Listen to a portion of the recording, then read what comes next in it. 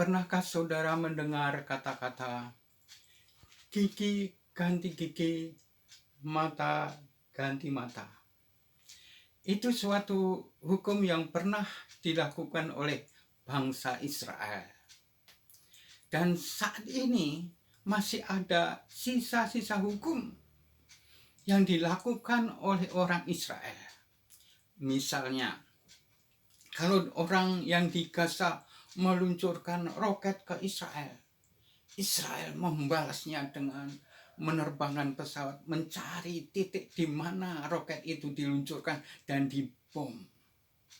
Apa yang dilakukan oleh Israel ini secara tidak langsung menggunakan hukum gigi ganti gigi, mata ganti mata. Saudara-saudara, secara hukum itu tidak berlaku.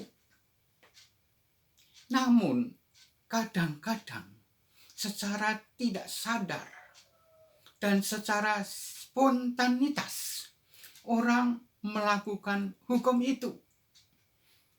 Hukum itu dikatakan lex talionis, ya.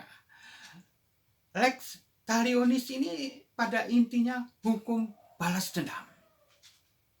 Kadang-kadang itu keluar begitu saja. Misalnya, saya ini pernah mendengar seorang ibu di pengadilan begitu sukacita karena anaknya dihukum 10 tahun. Loh, kok aneh? Anaknya dihukum kok malah bersukacita? Dia melanjutkan ucapannya. Ya, karena ayahnya telah dibunuh, maka anakku membunuh dia. Dia seolah-olah melakukan hukum nyawa ganti nyawa. Itulah praktek spontanitas. Gigi ganti gigi, mata ganti mata. Saudara-saudara, hukum ini kadang-kadang tidak disadari. Kalau itu ada di antara masyarakat, masyarakat akan kacau. Kalau itu terjadi di dalam setiap komunitas, maka komunitas itu pun akan kacau.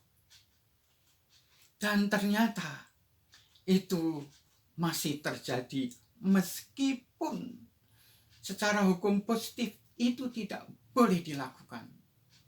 Namun kenyataannya masih berlaku secara diam-diam, secara tidak sengaja, secara spontanitas.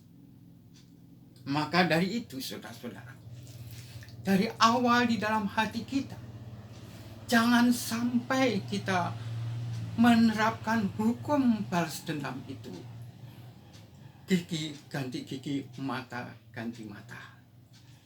Gantilah hukum itu dengan hukum kasih. Apakah kasih itu? Apakah kasih itu hanya sekedar memberi uang?